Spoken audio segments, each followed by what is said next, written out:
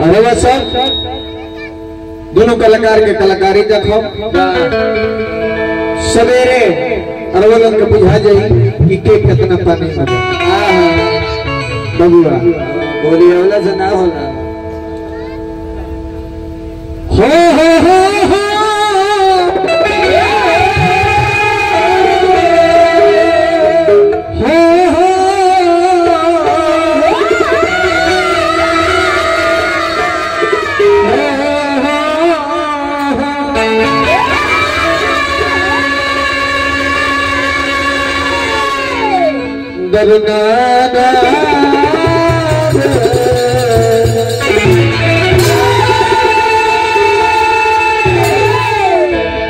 सुनी ले कि नाथ बिना जात के कहाई ले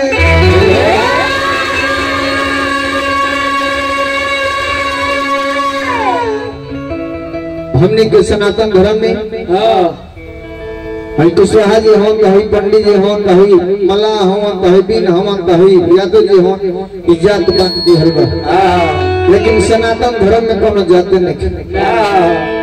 हिंदू में अनेकों जाति बना दिया गया, मुसलमानों में कोई जाति है नहीं,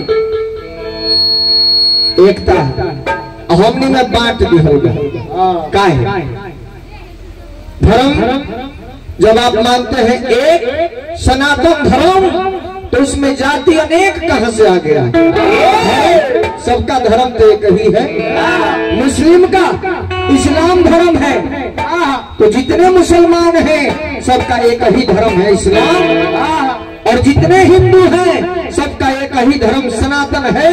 फिर इसमें जात कहां से आ गया? भगवान कहते हैं कि मेरा कोई जात नहीं है। इंसान कब से बना?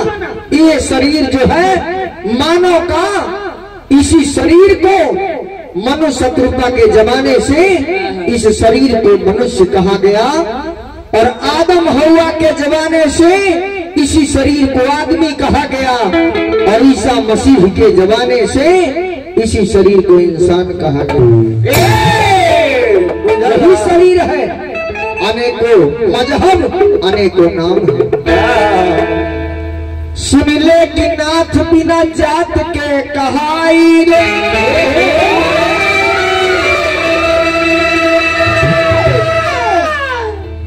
जहाँ जहाँ मन तोर पहरो रजाई रे,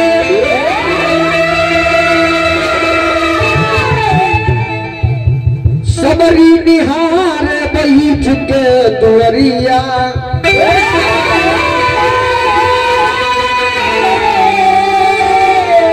ओके जे खैनी नाथ झूठी रे बैरिया,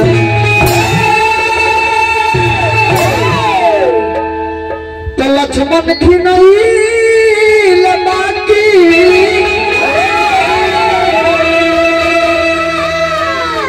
और रौराना घिनाई ले,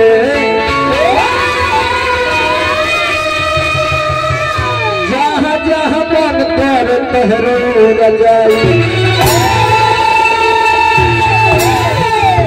हर एक चीज के कारण बा सबरी के लगे राम जी गईले, राम जी के लगे सबरी ना गई। सबरी के लगे उतना भक्ति रहे अपना भक्ति के दम पर, और राम के स्वयं अपना लगे बना रही। निषाद राजगुरु केवट के अंदर भक्ति रहे तो भगवान के स्वयं लोग के घाट पर पहुंचे के पड़ो। लोग केवट के होके घरे ना गई, राम जी के लगे ना गए, राम जी स्वयं चल गए। जे जे दुनिया में नौधा भक्ति कैले बा ओकरा से भगवान के भेंट हो गई।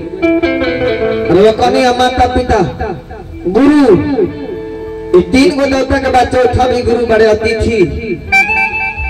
दोनों अतिथि के सत्कार और वह संस्कार के बाद पतियावतनी संस्कार वह परिवार में है नहीं।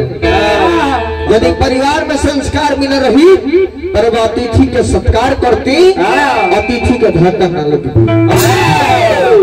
तो देवता है तो आपका कार्यक्रम सुनने के लिए आए हैं।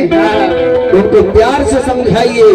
और नहीं आप गाना याद है आपको, आप बेंजू वाले से कह के धुन बजवा देते तो खुश होके बैठ जाते, लेकिन ये ढंग आपको नहीं है। आप ज्ञान बांट रहे हैं और ज्ञान बांटने से नहीं होता है। किताब रवा खरीद ली बाजार में 200 रुपया दाम बस श्री रामचरितमानस के, और के पढ़म ना तो ज्ञान कैसे हो। कीन के घर धो दे और के ना पढ़ब में से गुण जौन बात बरवा दिमाग में न आई, खरीद के पढ़ू कतरी बरवा कहत नहीं। अतिथि के सत्कार करे के चाहिए और अतिथि का अपमान आपने कर दिया। नगेंद्र निराला पहले अपने पे ध्यान दो फिर दूसरों को ज्ञान दो। अपने अंदर संस्कार लाओ कि किस मंच पे कैसे रहना चाहिए। कलाकार नाजुक होता है राकेश बाबू, कलाकार को क्रोध नहीं आना चाहिए। और कलाकार को शेषनाथ अगर क्रोध आ गया तो कलाकार नहीं। कलाकार बड़े कलाकार अपना मन शाम सुंदर लोग कहे कि वाह वाह हो, हमें है हमो हैं, हम क्या है कुछ नहीं है। अपने मन से बड़ाई ना करके चाहिए, अपना मुंह से अपने बड़ाई औरत गोइला के सहजे उपाय। तू को अब तब लोग तेरे बारे में जानी। अबे तू को बोलो रो भाई वो आवता। अच्छा तारे जा औकात लोग देखे बा कि तार कलाकारी देखे बा। हम जीरो बानी, हमरा साइकिल ने खेच चले के ओकर बाद तोहरे पोस्ट पर बनी, तेरा पोस्ट सब नीचे ने खेनो जन करवा तू करतर तो ने हमहु करे। तारा से न रेट हमर कम बा आ तारा से न हमर वेट कम बा। समूह उठा के बोलोरो किन दब का बोलोरो किन ले लेबे। तारे स्कॉर्पियो आवता भगवान को उसकी तरह घरे जहाज ही कर जा हमरा और खुशी न बाजी। तो इस मंच पर जे कहत रहो टाटा बिरला के लगे अरबों खरबों संपत्ति बा, लेकिन वो माइक में ना कही कि हमरा लगे और रुपया बा। यही से साबित हो गई कि नगेंद्र निराला तू कितना क्षुद्र व्यास तारा अंदर गंभीरता नाम के चीज है नहीं। सब क्षुद्र बड़ा पैसा ना कहो के नहीं के पैसा कितना पैसा बा। अच्छा कितना लोग बैठल बा 10,000 हो जाई साफ चीज। एक लोग के लगे लाखों बैलेंस है, लेकिन केहू ना बताई अपन अकाउंट की हमरा अकाउंट में कितना रुपया बताई केहू जी। ये कितना क्षुद्र व्यास है। हमारे 2 गो बोलेरो है, स्कॉर्पियो आने वाला है। अरे भाई ये केहू पूछता मसाला के तो ये कोई 4 गो हमर पूछल है बतिया ए मर नहीं है। अब तो अरे गाल पर से हाथ हटाओ, मौगन का निशानी हाथ हटाओ। चलो बाबू गाना चनिया तो भजन ले ली, श्राद्ध में बनी जा तो श्राद्ध लायक भजन ले ली।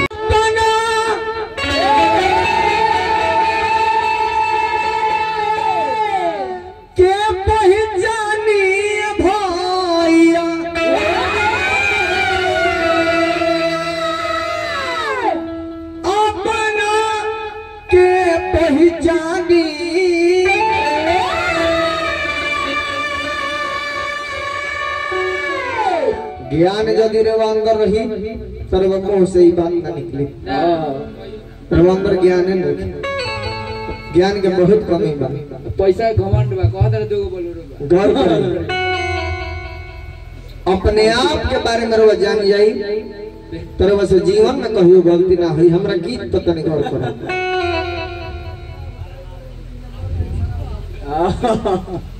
ए बाबूआ तनौरा तनौरा अपना के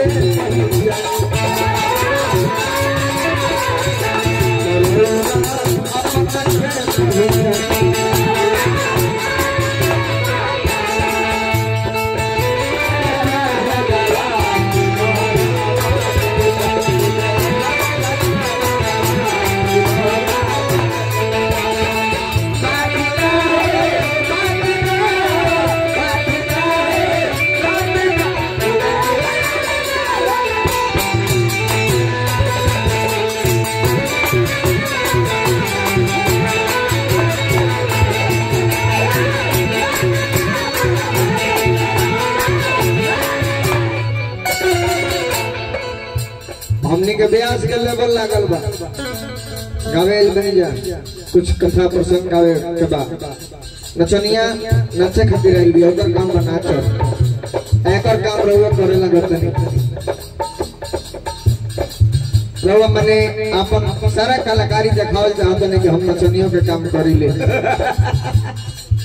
गजब हाल बा भाई शेषनाथ भाई हम आज ले नचनी ना ओकरा बादो बोलावेला बोलबे करेला जेकरा सुने के बा अरे वो कितनो नाचो तोरा रेट बढ़ी ना अरे वो कुछ करो जब रेट राउट चलता वो रेट में एक सिक्का ना पड़ी हमने के उहे रेट में चले नहीं जा ऐसे सवेरे जब हिसाब हुई तो पता लग जाए कि कितना पानी होगा शेर भूखे रह गई तो दूध चली तनी गौर करी बबुआ अपने आप को तो पहचानना है राकेश बाबू के होई कहां से आई नी एह बतिया से जानी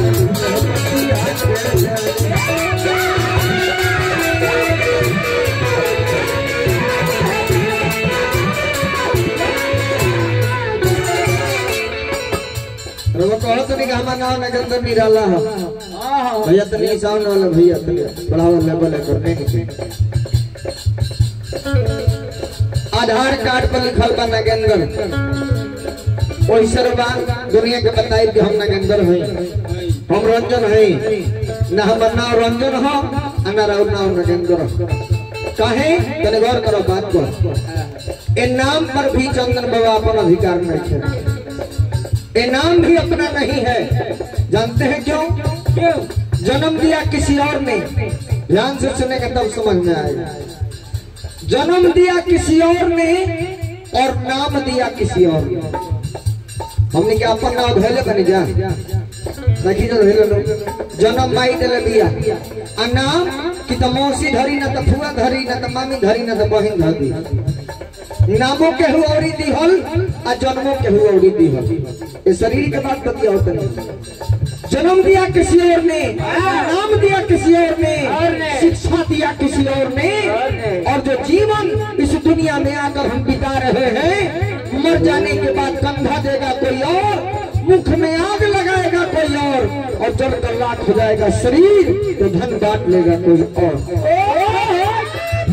क्या बराबर है दुनिया में होगा आपका कुछ नहीं आज कब रहो इतना घमंड करता है दुगो बोलेरो रखले बानी एगो स्कॉर्पियो आवेला बा कौना काम के बा अरे वो मर जाई सारा लइका बेच के दारू पी जाए सारा बोलेरो स्कॉर्पियो राउ खत्म हो जाए नमो राउ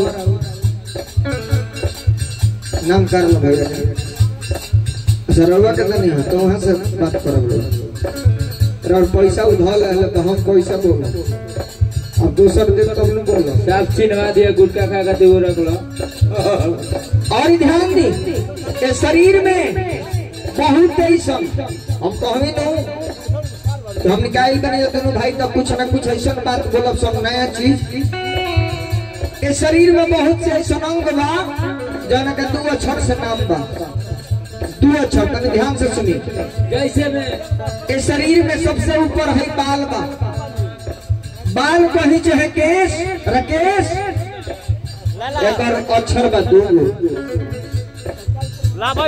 बाल 2 अक्षर में और इसके नीचे आइएगा तो यह है माथ इसका भी 2 अक्षर है नाक भौं है आंख ओठ जीभ दांत मुंह गाल दाढ़ी गला हाथ पैर नाभि पेट पीठ आ दुगो औरी बा दुगो के त नाम बनेगा दुगो औरी बा ई बताओ ई दुगो इस शरीर में दुगो औरी बा ओकरो 2 अक्षर में ना होगा नाम धराए नहीं काहे एकरो कारण हर एक चीज के कारण के होई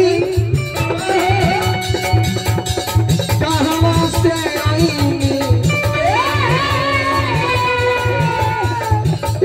बतिया के जानी बतिया के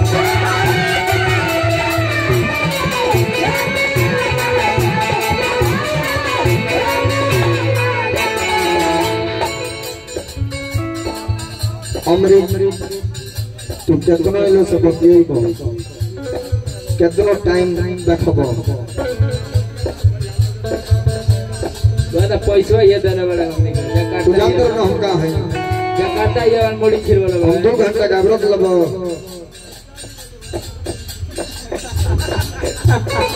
बीच में डिस्टर्ब मत करो ना तो लगभग धइले बने 1280 के काल है खरीद और नया ओकर दुकान तो को देबा दियो अब या था नाम का जीतो का उद्घाटन दिए होई एक बेर डिस्टर्ब पहले तो वाई ट्विटर है नेपाल वाला भोग पर गइल बा लगनी मारे तो लोग छोड़ाने लगो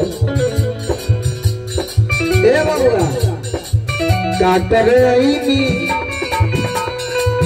ई हमारा रौरा काटरे आईनी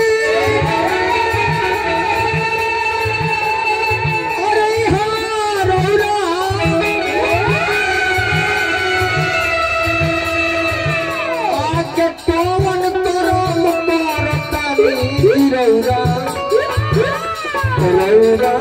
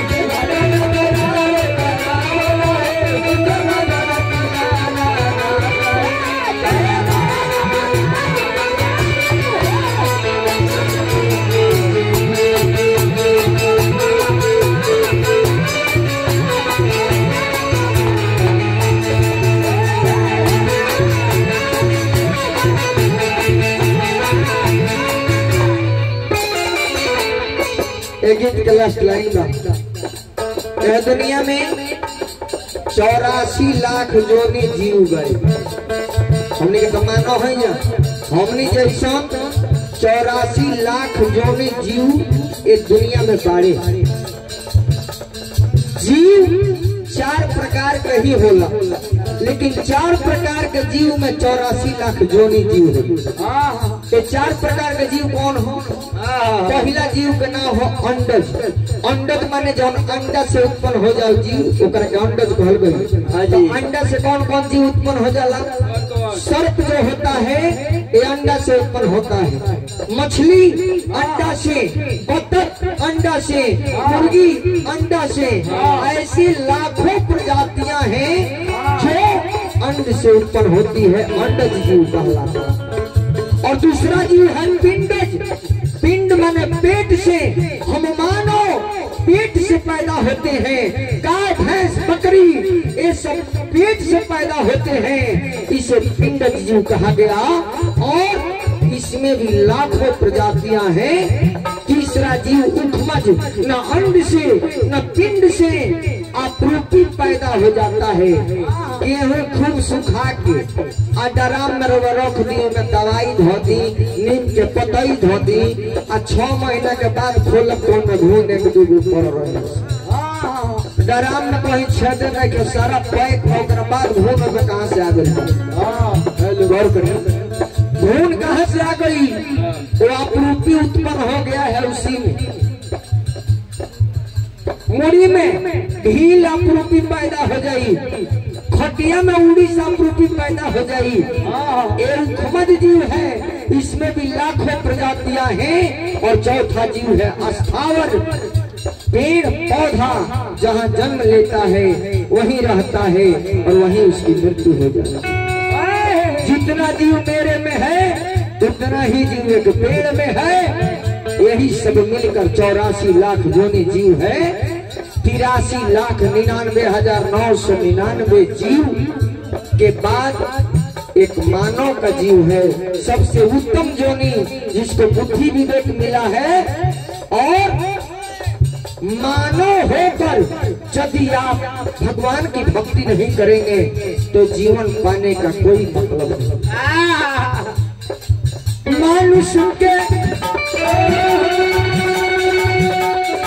तनवा के पाके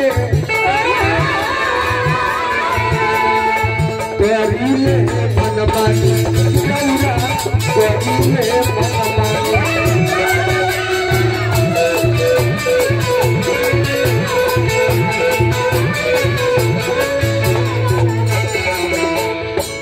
गीता सार में जन इस तरह चलाओ तने कि बाप बेटा माई भाई बहन आमा जी अंत समय में कौन रिश्ता कमे ना आवेला।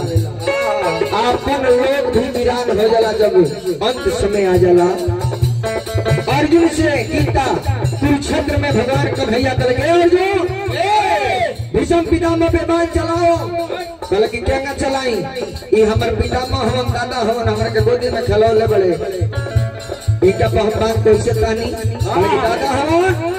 तो कुरुक्षेत्र है, यहाँ रिश्ते नाते नहीं चलते, यहाँ बाण ही सवाल करता है और बाण ही जवाब देता है। अर्जुन गांडी उठाओ, मोह घेर ले इनका के अपना परिवार के और अपने परिवार के लोग प्रतिद्वंदी में खड़ा वजूद करे खातिर इनका परिवार के मोह घेर लेगा। वही जा गीता के ज्ञान दहले, गीता सार सुनौले और कल कर जो इस दुनिया में जो हो रहा है वो अच्छा हो रहा है, जो होगा वो भी अच्छा होगा, जो होने वाला है वो भी अच्छा ही होगा। तूने इस दुनिया में क्या लाया था, जो तूने खो दिया, जो पाया यही पे पाया, जो खोया यही पे खोया। ये दिखावे लगा मत सुनी, उनका के दिखावे दी जितना देर बा यहाँ में कबर से कहे ना देर के टाइम हो गई। छुदुर देखी, छुदुर का मुंह ना लगा, छुदुर पहले छुदुर चिन्हा दिए सर कम छुदुर आगे टाइम तक जो बुलाना बाबू टाइम ना देखी इनका लोग भाई लोग कब चली। चाचा जी की तरफ से बहुत बहुत पुरस्कार सागर प्रणाम। दुनिया में आके लौटा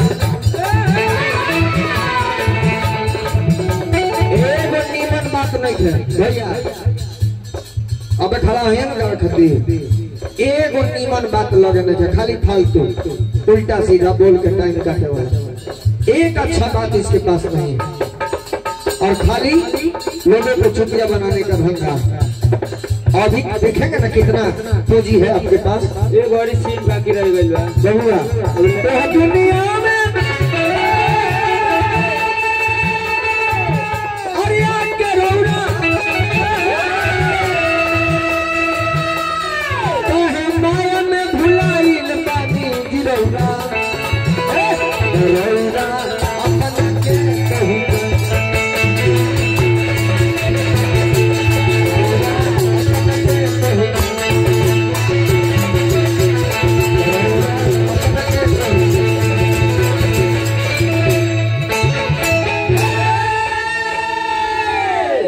हमारा पहला भजन रहा, इस दारी जाकर उस प्यास जी को देते और प्रसंग हमारे का बा अगर केहू मर जाता तो हमने के लाश कान्हा पर लेकर घूमत नहीं जा, कोहत का बनी जा राम नाम सत्य। जबकि यह दुनिया जानता कि राम के नाम सत्य बा, तो आखिर मारला पर का है जिंदा में ही बतिया काहे न बोला। हमारे विषय वस्तु ही है आखिर मरने के बाद ही क्यों राम का नाम सत्य बोला जाता है। तनी गौर करो, सोनी ना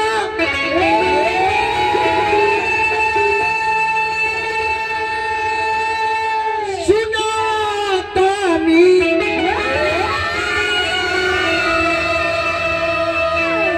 एगो सुंदर कहानी अब ही लइका बन पहला बान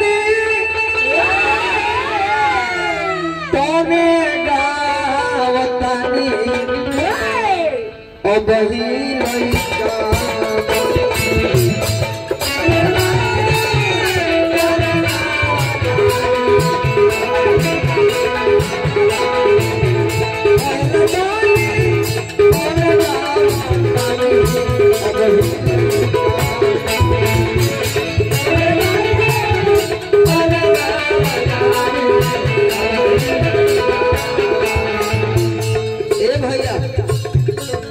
में सारा देवता लोग आपस में विचार करी कि दुनिया में सत्य क्या है। सत्य की खोज करने के लिए सारे देवता मिलकर स्वर्गलोक में इकट्ठा हुए और इसका मीटिंग चलने लगा।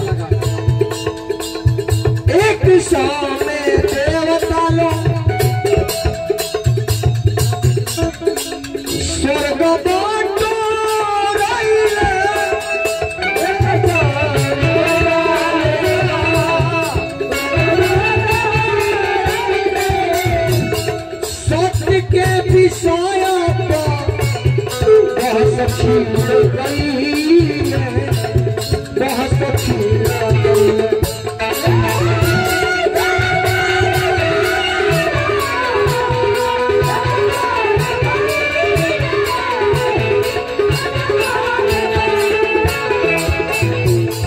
रामचरितमानस में चौपाई लिखा है और अन्य कांड में मनोज बाबू देवता लोग आपस में विचार करो ताकि उमा कहो मैं अनुभव अपना सत हरि भजन जगत सब सपना।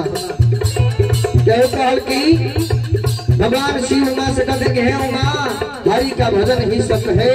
केहू कहे कि राम नाम सत्य है। आपस में यह विचार होता ताकि सत्य हो तथा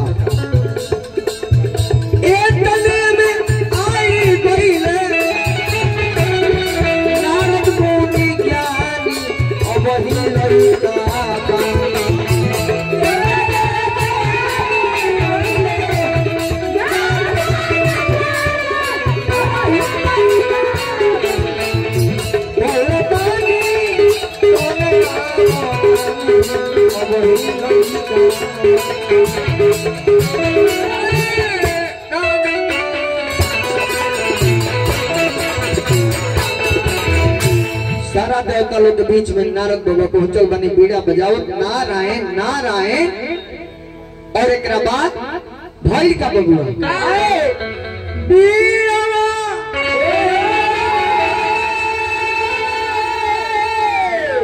बजावत अइले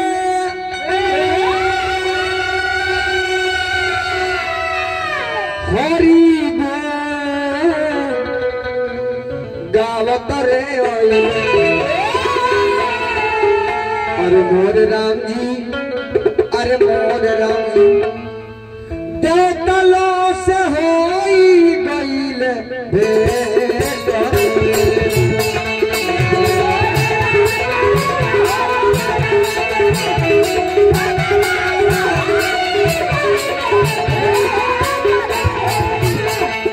अरे मोर राम जी अरे मोर राम जी देवतलो से होई गइल भेंट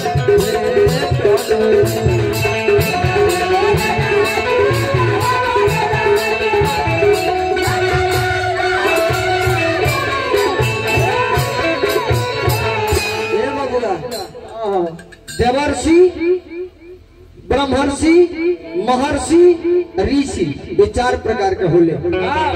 तो देवर्षि नारद जी रहले सारा देवता लोग सिंहासन छोड़ के खड़ा हो गई नारद बाबा के प्रणाम कई बोले तारा नाम देवा बात तारा नाम देवा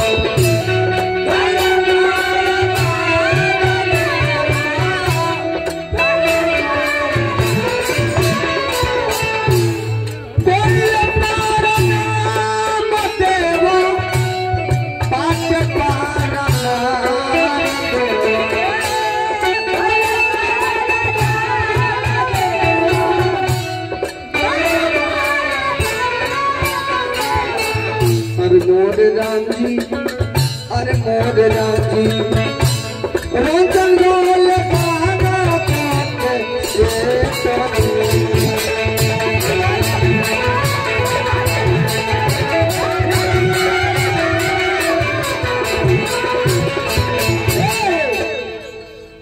जा रुक दिया। नारद बाबा आइले, ये लोग के बात सुन ले, ते लोग के बात के रिजेक्ट कर दहले, कहले कि जौन कहत रहे में से कुछ और सच नहीं। हम बताओ तनी कि ये दुनिया में सत्य बात का बा। अब नारद बाबा देवता लोग से सत्य के बारे में का बताओ, तेरे कहानी जा खड़ी पाई लगतिया वो ब्याह जी से सुनल जाओ। समय हमार समाप्त हो गई, जितना देर हम बोले हो खो उतना देर ब्याह जी से सुनी। बोलिए राम भगवान की।